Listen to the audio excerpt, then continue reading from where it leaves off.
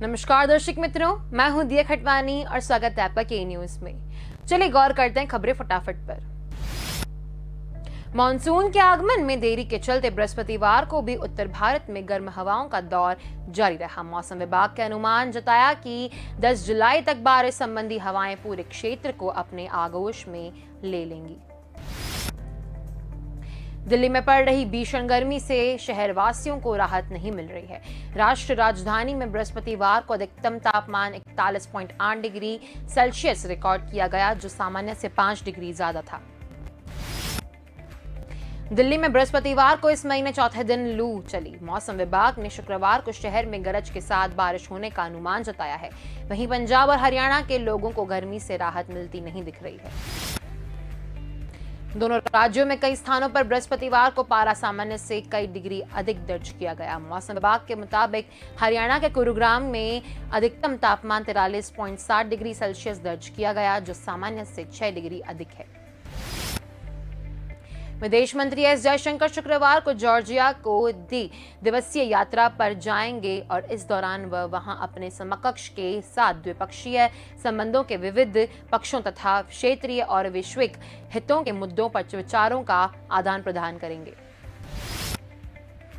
विदेश मंत्रालय की ओर से जारी बयान में कहा गया कि किसी भारतीय विदेश मंत्री की स्वतंत्र जॉर्जिया की यह पहली यात्रा होगी।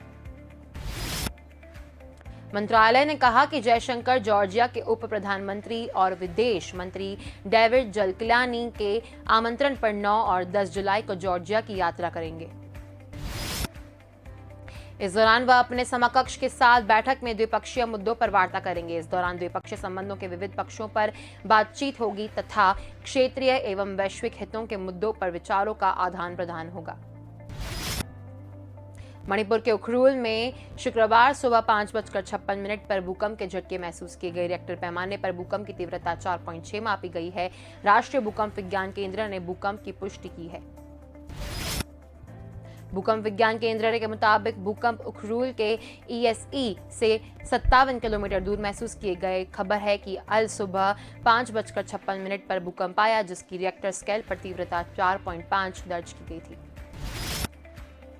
इस बात की जानकारी नेशनल सेंटर फॉर सिस्मोलॉजी ने दी है। फिलहाल इस प्राकृतिक घटना में किसी तरह के नुकसान की खबर नहीं आई है। उत्तर पूर्वी भारत भूकंप के लिहाज से बेहद संवेदनशील क्षेत्र में आता है। यहाँ भूकंप के झटके बार बार महसूस किए जाते हैं। इससे पहले बीती 20 जून को भी उखरुल जिले में 3.6 तीव्रता का भूकंप आया था। एनसीएस ने जानकारी दी थी कि यह भूकंप शिरुई से 20 किलोमीटर दूर उत्तर पश्चिमी हिस्से में आया था। वहीं इससे करीब 1 महीने पहले 23 मई को भी उखरुल जिले में रविवार सुबह धरती कांपी थी। कोरोना की दूसरी लहर की चुनौतियों से सीख लेते हुए सरकार तीसरी लहर से निपटने की तैयारी में जुट गई है। इसके लिए कैबिनेट ने 23,000 करोड़ रुपए के एक नए पैकेज की मंजूरी दी है। इनमें से 15,000 करोड़ रुपए केंद्र और 8,123 करोड़ रुपए राज्य सरकारें मुहैया कराएंगी। नवनियुक्त स्वास्थ्य मंत्री मनसुख मंडाविया ने गुरुवार को बताया कि इस पैकेज को अगले 9 महीने के भीतर यानी अगले मार्च तक अमली जामा पहनाया दिया जाएगा, जिसके चलते पिछले साल मार्च में 15,000 करोड़ रुपए का पैकेज दिया गया था। मंडाविया ने पैकेज की जानकारी देते हुए कहा कि इसके तहत जिला स्तर पर ऑक्सीजन व जरूरी दवाइयों की आपूर्ति को स्टोरेज से लेकर पर्याप्त संख्या में बिस्तरों की संख्या की बढ़ाने का प्रावधान किया गया है। यही नहीं, तीसरे लहर में बच्चों के अधिक संख्या में प्रभावित होने की आशंका को देखते हुए सभी जिलों में बच्चों के विशेष वार्ड के निर्माण के साथ ही ऐसे हाइब्रिड आईसीयू बेड का निर्माण भी किया जाएगा, जिनका इस्तेमाल जरूरत पड़ने पर बच्चे और बड़े दोनों कर सकेंगे। केरल में कोरोना महामारी के प्रकोप के बीच जीका वायरस ने दस्तक दे दी है। केरल की स्वास्थ्य मंत्री वीना जॉर्ज ने गुरुवार को बताया कि राज्य में जीका वायरस के मामले सामने आए हैं। यह पहला मौका है जब केरल में जीका वायरस के मामले सामने आए हैं। राज्य की राजधानी के एक अस्पताल में पिछले महीने एक 24 वर्षीय गर्भवती महिला को बुखार, सिर दर्द और चकत्ते के साथ भर्ती किया गया था। जांच के शुरुआती परिणामों में जीका वायरस के हल्के असर के संकेत मिले थे। बाद में 19 नमूनों की जांच की गई, जिनमें 13 में जीका पॉजिटिव की रिपोर्ट आई थी। जब इन सभी नमूनों को NIV पुणे भेजा गया, उन्होंने बताया कि स्वास्थ्य विभाग और जिला अधिकारियों ने इस मुद्दे को लेकर गंभीरता से लेते हुए एडीज प्रजाति के मच्छरों के नमूने एकत्र करवाने का काम शुरू कर दिया है। सभी जिलों को इस वायरस से सतर्क कर एहतियाती कदम उठाने को कहा गया है। जिका वायरस के लक्षण डेंगू के जैसे होते हैं। इसमें बुखार, त्वचा पर लाल रंग के चकत्ते और जोड़ों का दर्द और आंखों का लाल होना शामिल होता है। मौसम विभाग की ओर से जारी पूर्वानुमान में बताया गया है कि मानसून की ट्रफ रेखा उत्तर पश्चिम उत्तर प्रदेश से उत्तर पूर्व बंगाल की खाड़ी तक दक्षिण बिहार और उत्तरी झारखंड होकर गंगीय पश्चिम बंगाल से होकर गुजर रही है। साथ एक और ट्रफ रेखा झारखंड से उड़ीसा होकर गुजर रही है।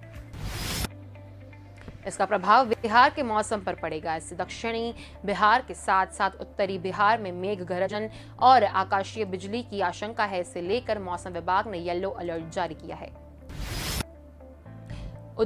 इधर उत्तर पश्चिम भारत के राज्य उत्तराखंड और हिमाचल प्रदेश में 9 जुलाई को छिटपुट बारिश का अनुमान लगाया गया है। वहीं पूर्वी राजस्थान में 10 जुलाई के बाद बारिश होने के अनुमान लगाए गए हैं। स्काईमेट वेदर के मुताबिक आज पूर्वोत्तर उत्तर प्रदेश, बिहार के कुछ हिस्सों, पश्चिम बंगाल, सिक्किम, असम के कुछ हिस्सों, छत्तीसगढ़ के कुछ हिस्सों, विदर्भ, तेलंगाना और तटीय ओडिशा में हल्की से मध्यम बारिश के साथ कुछ स्थानों पर भारी बारिश हो सकती है। कोरोना वायरस के नए मामलों में कमी के बीच अधिकतर राज्यों से सख्त लॉकडाउन हट चुका है।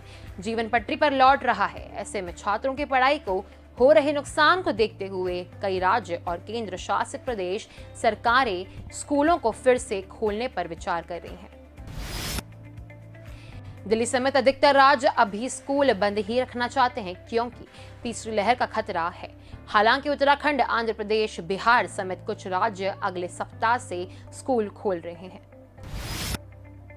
राज्य में फिर से स्कूल खोले जाने की तैयारी की जा रही है। उत्तराखंड सरकार ने 12 जुलाई से कक्षा 1 से 12 तक के सारे स्कूल खोलने का फैसला किया है।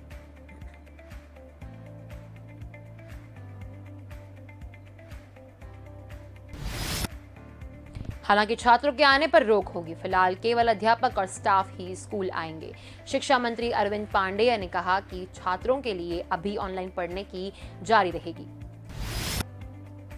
अब तक पश्चिम बंगाल में 14,75,208 लोग ठीक हो चुके हैं। राज्य में अभी 16,143 मरीज उपचाराधीन हैं। स्वास्थ्य विभाग के एक अधिकारी ने बताया कि राज्य में आज 2,42,110 लोगों को टीका दिया गया है।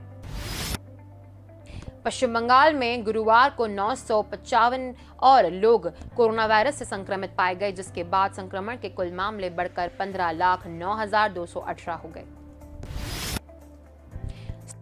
स्वास्थ्य विभाग की ओर से जारी बुलेटिन में बताया गया है कि पिछले एक दिन में कोविड-19 से 17 और मरीजों की मौत हो गई, जिसके मृतकों की संख्या 17,867 पर पहुंच गई। बुलेटिन के अनुसार अब तक राज्य में 14,75,208 लोग ठीक हो चुके हैं। राज्य में अभी 16,143 मरीज उपचाराधीन हैं। स्वास्थ्य विभाग के एक अधिकारी ने बताया कि राज्य में आज 2,42,110 लोगों को टीका दिया गया है। एक और देश में कोरोना संक्रमण की दूसरी लहर अधिकतर जिलों में नियंत्रण में है। वहीं दूसरी और पूर्वोत्तर के राज्य और केरल में बढ़ते संक्रमण के चलते अब राष्ट्रीय स्तर पर भी असर दिखाई देने लगा है। स्थिति यह है कि गुरुवार को 55 दिन बाद देश में कोरोना से ठीक होने वालों से ज्यादा संक्रमितों की मरीजों की संख्या सामने आई है। इसके चलते सक्रिय मरीजों की संख्या घटने की जगह 784 बढ़ी है। केंद्र सरकार मंत्रालय ने बताया कि अभी देश में 4,60,704 लोगों का कोरोना वायरस संक्रमण का इलाज चल रहा है, जो कुल मामलों का 1.50% है। पिछले एक दिन में अपराधाधीन मामलों में 784 बढ़ोतरी हुई। मरीजों को ठीक होने की राष्ट्रीय दर 97.18% है। स्वास्थ्य मंत्रालय के अनुसार पिछले एक दिन में 45,674 मामले सामने आए, जबकि 44,291 मरीजों को डिस्चार्ज किया गया। कोरोना के दैनिक मामलों में लगातार दूसरे दिन वृद्धि देखने को मिली है। इनके अलावा बीते गुरुवार को देश में 817 लोगों की मौत हो गई। इसके चलते एक दिन पहले यानी बुधवार को 43,733 नए मामले सामने आए और 930 मरीजों ने अपनी जान गंवाई। भोपाल लोकायुक्त पुलिस ने गुरुवार को जिले की रोजगार सहायिका और उसके शिक्षक पति को 20,000 रुपए की रिश्वत लेते हुए गिरफ्तार किया है। रोजगार सहायिका नीतू भार्गव ने ठेकेदार से यह रिश्वत ग्राम पंचायत दिलौद में चल रहे निर्माण कार्य के बिल मंजूर करने के बदले में मांगी थी। नीतू अपने शिक्षक पति विनय के जरिए रिश्वत ले रही थी। इसके चलते पहले भी वह ठेकेदार से बिल भुगतान के लिए रुपए ले चुकी है। लोकायुक्त पुलिस ने बताया कि 8 जुलाई को फरियादी वैभव भार्गव ने बिलों के भुगतान के लिए रोजगार सहायिका नीतू भार्गव द्वारा रिश्वत मांगने की शिकायत की थी। ठेकेदारी ग्राम पंचायत दिलौद में मनरेगा योजना के तहत 2 सड़कों को निर्माण कर रहा है। आरोप है कि नीतू भार्गव ने मजदूरों और मिशनी कार्य के भुगतान के लिए पहली बार 30,000 रुपए लिए थे। इसके बाद एक बार फिर 50,000 रुपए की मांग कर रही थी। वैभव इससे पहले भी आरोपियों को रिश्वत के 30,000 रुपए दे चुका था। लोकायुक्त पुलिस ने बताया कि शिकायत सही पाने जाने पर आरोपी के खिलाफ कार्रवाई दी गई। इसके लिए पहले पुलिस फरियादी के साथ गुरुवार को आरोपी के घर पहुंची थी, लेकिन विनय ने वैभव को करोंद चौराहा आने को कहा। आशाराम को आज राजस्थान हाईकोर्ट से आंशिक राहत मिल गई है। आशाराम को अब जोधपुर जेल में ही आयुर्वेद डॉक्टर से इलाज की सुविधा मिल सकेगी। राजस्थान हाईकोर्ट ने गुरुवार को इसके पुत्र नारायण साईं की याचिका पर यह फैसला दिया। अब प्रसिद्ध आयुर्वेद डॉक्टर राघवन रमन कुट्टी आशाराम का इलाज करेंगे। आशाराम के पुत्र नारायण साईं की तरफ से आशाराम के आयुर्वेद से इलाज कराने की एक याचिका पहले से दायर कर रखी है। आज इस याचिका की सुनवाई के दौरान नारायण साईं की तरफ से पेश वरिष्ठ वकील संजीव पुनलोकर ने कहा कि इस याचिका का फैसला आने में विलंब होगा। ऐसे में बेहतर होगा कि आशाराम को जेल में ही डॉक्टर राघवन रमन कुट्टी से इलाज की अनुमति प्रदान कर दी जाए, ताकि समय रहते आशाराम का इलाज शुरू हो सके। सरकारी वकील ने भी इस प्रस्ताव का विरोध नहीं किया। न्यायाधीश PS भाटी ने दोनों पक्ष को सुनने के बाद फैसला दिया कि डॉक्टर राघवन रमन कुट्टी जोधपुर जेल में ही आकर आशाराम का इलाज कर सकते हैं। जेल में आने से पूर्व उन्हें अपनी पहचान से जुड़े सारे दस्तावेज दिखाने होंगे। पटना में गुरुवार को दिन का तापमान सामान्य से 2 डिग्री कम था, लेकिन अधिक आर्द्रता और नमी से उमस भरी गर्मी का एहसास हुआ। स्थिति 9 जुलाई तक रहने की संभावना है।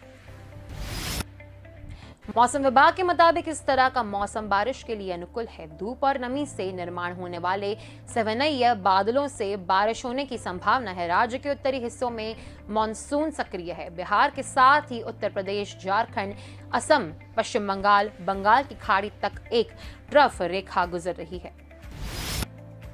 इसके साथ ही पूर्वी उत्तर प्रदेश से बिहार तक साइक्लोन साइकिल का क्षेत्र बना हुआ है। इसी की वजह से उत्तर बिहार के 19 जिलों में गरज वज्रपात के साथ भारी बारिश होने की संभावना है। पटना, गया, नालंदा, वैशाली, हाजीपुर, बगलापुर सहित 19 जिलों में तेज हवा के साथ वज्रपात और 10 mm तक बारिश होने के आसार हैं। पटना में गुरुवार को अधिकतम तापमान 31.8 और न्यूनतम तापमान 28 डिग्री सेल्सियस दर्ज किया गया है। इस दौरान आर्द्रता 91% है। रायपुर शहर में बुधवार रात लगभग 1 बजे फिल्मी अंदाज में लड़कियों की दादागिरी का वीडियो सामने आया है। इन 2 लड़कियों ने अपने 2 बदमाश साथियों के साथ मिलकर एक पेट्रोल पंप कर्मचारी को घेरा और उसके साथ मारपीट की। लड़कियों के साथ आए लड़के चाकू चला रहे थे और लड़कियां इशारे में कह रही थी कि मार दो मार दो। पीड़ित कर्मचारी के मुताबिक वे शराब पीने के लिए पैसे मांग रहे थे। मना करने पर हमला कर दिया। घटना तेलीबांधा के जय जवान पेट्रोल पंप की है। यहां काम करने वाले सचिन मिश्रा नाम के कर्मचारी पर जानलेवा हमला शॉर्ट ड्रेस पहनकर पहुंची लड़की के साथियों ने किया। इस मामले में अब गुरुवार को पुलिस ने 2 लड़कियों और इनके साथ एक साथी को हिरासत में लिया है। इनसे पूछताछ जारी है। एक खबर यह भी है कि इन लड़कियों ने 5 दिन पहले रायपुर के MG रोड स्थित अशोक बार रेस्टोरेंट में भी घुसकर हंगामा किया था। शॉर्ट ड्रेस वाली लड़की के गैंग का शिकार हुए सचिन मिश्रा ने बताया कि रात के लगभग 1 बजे के आसपास ही हमला हुआ। कोरोना संक्रमण की रफ्तार कम हुई तो मंत्री भूपेश बघेल एक बार फिर जिलों में जाने को तैयार है। मुख्यमंत्री सचिवालय उनके प्रदेशव्यापी दौरे की एक विस्तृत योजना बनाकर जल्द ही इसकी घोषणा की जाएगी। विभिन्न जिलों के प्रवास के दौरान मुख्यमंत्री का जोर विकास कार्यों के निरीक्षण और लोगों से संवाद पर होगा। छत्तीसगढ़ के कृषि, जल संसाधन और संसदीय कार्य मंत्री रविंद्र चौबे ने बताया, पिछले 15 दिनों में से मुख्यमंत्री ने अधिकारियों और संबंधित मंत्रियों के साथ विभागों की समीक्षा की है। आज आखिरी समीक्षा थी, वह भी हो गई। इसके बाद मुख्यमंत्री का प्रदेशव्यापी दौरा अभियान शुरू करने की योजना बनाई जा रही है। ये सरकार के जनता तक पहुंचने की लगातार चल रही प्रक्रिया के मुख्यमंत्री लगातार योजनाओं की निगरानी, मौके पर समीक्षा और उसमें अधिक क्या किया जा सकता है, ये चाहते हैं। रविंद्र चौबे ने कहा, मुख्यमंत्री ये चाहते हैं कि सरकार लोगों तक पहुंचे। ये दौरा कब से शुरू होगा अभी स्पष्ट नहीं है, लेकिन सरकार के सभी विभागों को तैयारी करने के निर्देश दिए जा चुके हैं। जल्द ही मुख्यमंत्री के प्रवास का पूरा खाका सामने होगा। उदयपुर के ग्रामीण इलाकों में आतंक का पर्याय बन चुका आदमखोर तेंदुए को पकड़ना वन विभाग के लिए बड़ी चुनौती बन गया है। वह अब तक 7 लोगों की जान ले चुका था, कई लोगों को घायल भी कर चुका था। पूरा इलाका दहशत में था। लोगों ने घरों से बाहर निकलना ही छोड़ दिया था। खौफ ऐसा था कि बच्चों को या बुजुर्ग सिर्फ ये कहते थे कि कब ना आ जाए। अफवाहों का दौर भी चलता रहता था। वन विभाग लगातार प्रयासों के बाद भी सफल नहीं हो पा रहा था। तेंदुआ इतना चालाक था कि सीसीटीवी में भी ट्रैक नहीं हो पा रहा था। ऐसे में वन विभाग उसका एनकाउंटर का प्लान कर रहे थे, लेकिन टीम ने यह सोच लिया कि वह ऐसा नहीं करेंगे, जिंदा पकड़ेंगे। करीब 20 दिन तक इसको लेकर कई बार प्लानिंग की गई और गुरुवार सुबह आखिर वन पकड़ में आ गया। तेंदुए ने पिछले 3 महीनों से अरावली की पर्वत श्रृंखला से सटे गांवों में उत्पात मचा रखा था। इस दौरान तेंदुए ने इंसानों को भी अपना शिकार बनाया था। ग्रामीणों ने तेंदुए को पकड़ने के लिए विरोध शुरू कर दिया था। तो खबरें फटाफट में बस इतना ही। अधिक जानकारी के लिए देखते रहिए के न्यूज़। नमस्कार।